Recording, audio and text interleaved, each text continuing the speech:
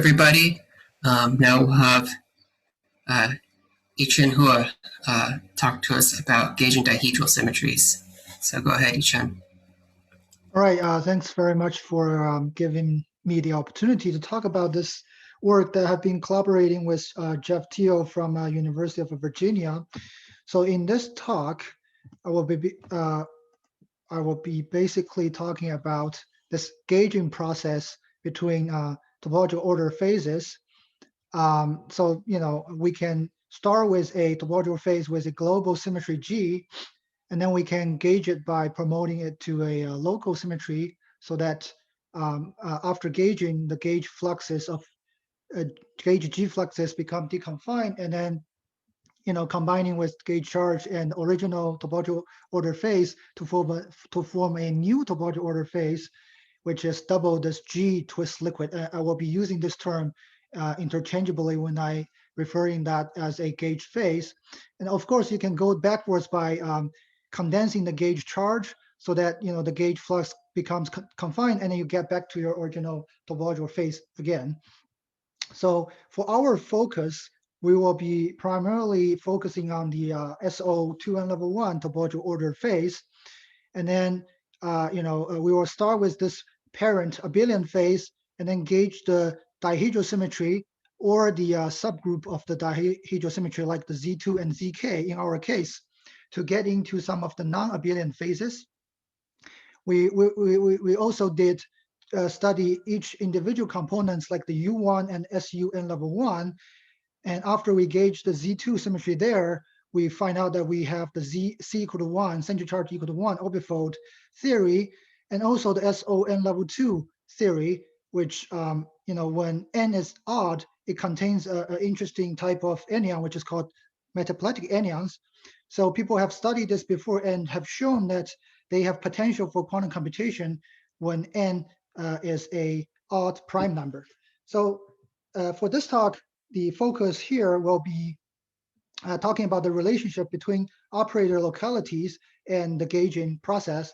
And making clear of this relationship is very important, and the guiding principle for our later couple wire construction for all the models on this slide.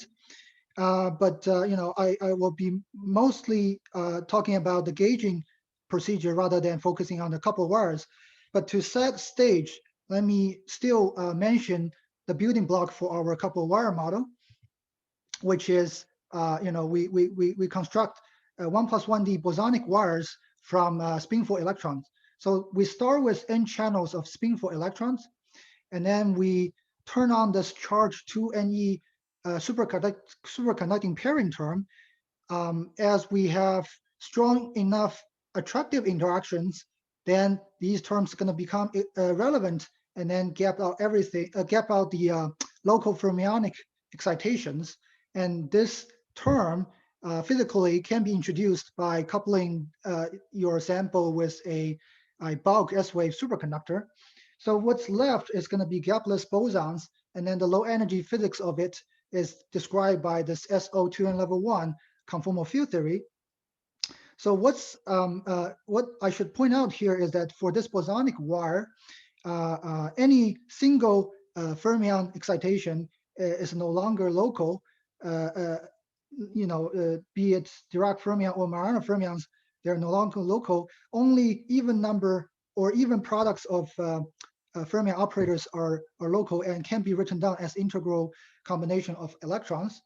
So also mentioned that we can also construct this type of boson wires in the context of a spin liquid using the Unklop scattering term, but I won't be talking about this here.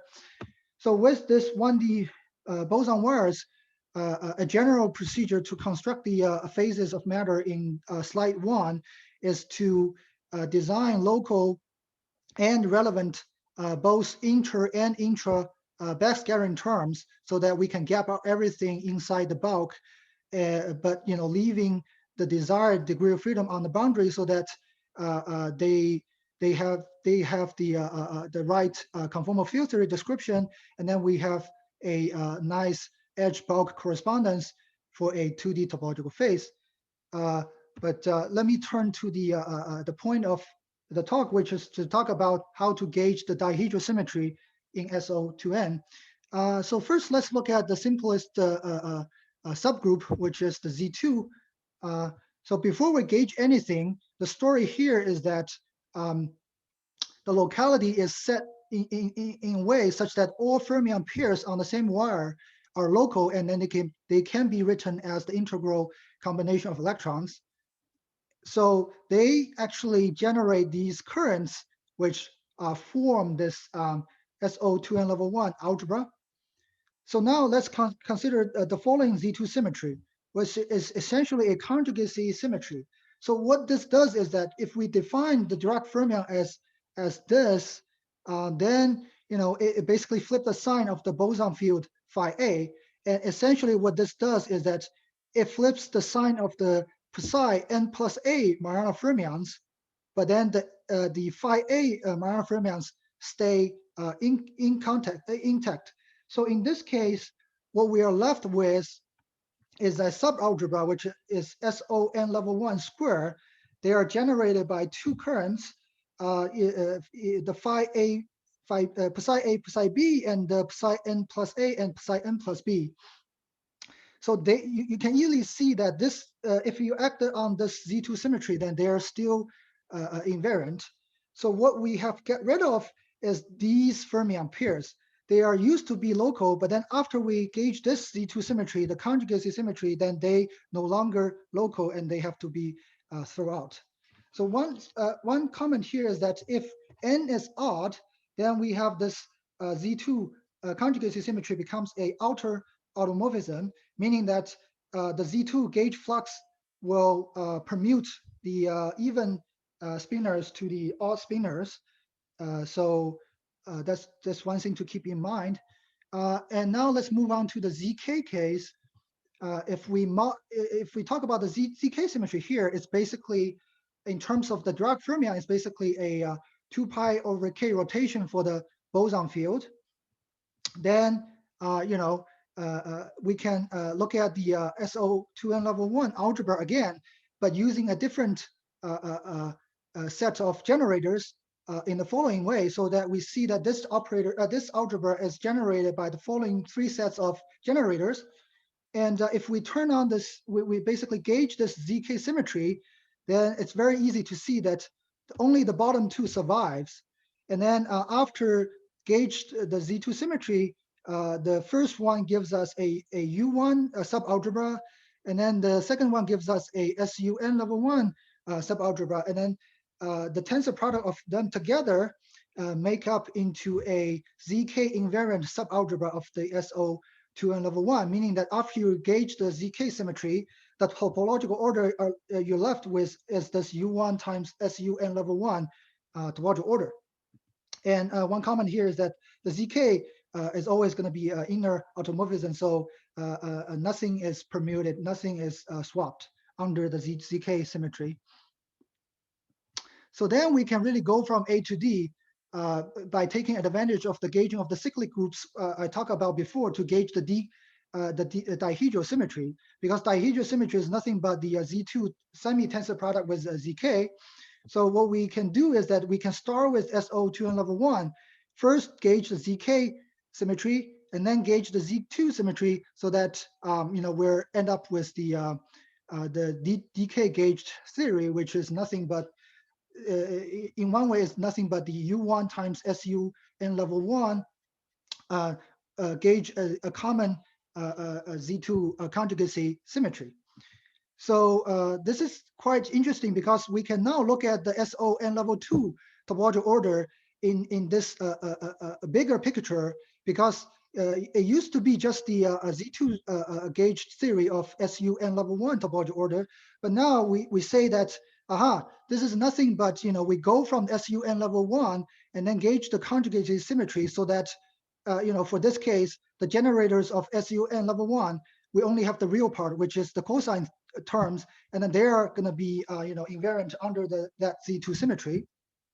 So the picture here is that SON level 2 algebra is actually a DK invariant subalgebra of the SO2N level 1 theory, so that it's not surprising that we can also connect the metaplectic anyons appearing in the odd cases in the SON level 2 theory with the decay symmetry, because they appear whenever decay is a outer automorphism of the SO2N, which is also the case whenever Z2 is a outer automorphism, because the ZK does not permute anything.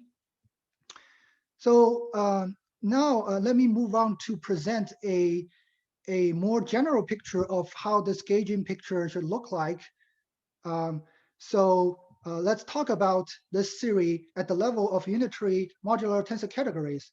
So in general, I want to make, we study that, if we gauge a finite symmetry group G of SO2N, then what we conclude from that is that theory is equivalent to SO2N level 1 topology order tensor product or relative tensor product with a non-chiral G-twisted liquid.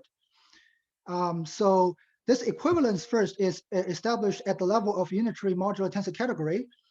And the second, when I say relative tensor product, I meant that, these are theories that you first take the tensor product and then you take, quasi-particles from each sectors, and they can form a boson and then later condensed. So, this symbol here means that, it can be either of the two cases. So then when n is even, actually for our case, we can further write that SO2N level 1 gauge the G symmetry is equivalent to SO2N level 1 tensor product or relative tensor product with a discrete gauge theory G hat. So there are two things to say here. So first of all, whenever we have a fusion group and a classical symmetry G, it is possible to do a central extension to get a quantum symmetry group G hat. And then this central extension is classified by the second cohomology group. And then we have this discrete gauge theory, but then to fix which one it is, we have to calculate and then identify the right digraph Yichen invariant, which deforms it. So that digraph Yichen invariant basically comes from the H3, the third cohomology group of G hat within the U1 coefficient groups.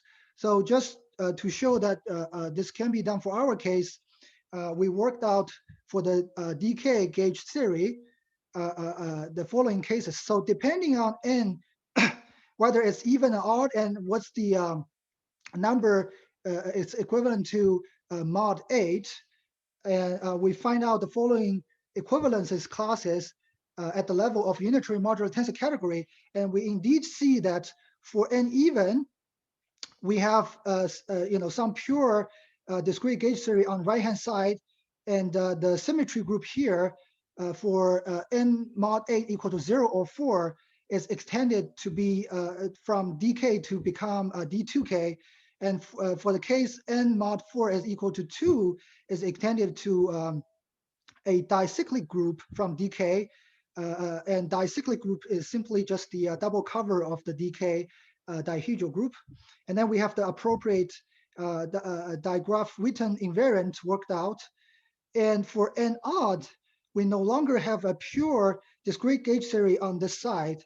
What we have here is basically a undeformed Z2K discrete gauge theory, modding out or gauging out the EM symmetry, the Z2 EM symmetry, which is the electric magnetic symmetry that permutes or exchanges the gauge fluxes and gauge charges.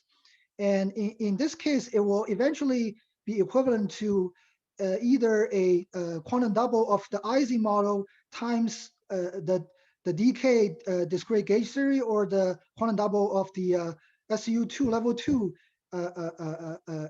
theory times the I should say relative tensor product with, for both cases. So relative tensor product with discrete DK gauge theory. So you see that from this. Could you finish up, Yichen? Yeah. I think I'm just only one slide away from finishing.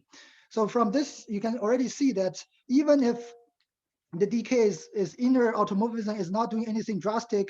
We still have some, you know, complicated, sort of intriguing and complicated theory on the side to show that it's not just a undeformed disgauge theory. It can involve both elements from the H2 and the H3 to make it into a interesting theory. So I will just end by leaving you with the summary and outlook, so that for the future, we plan to study the gauging transitions by using numerical methods, or, you know, we try to address the question of whether we can host these phases in a fractional quantum Hall state, and then you know, compare with our work with the early works on some of the orbifold quantum Hall states that has studied before. So by that, I thank you for your attention. Thank you, Yichen. It's interesting. Leo, would you like to share screen?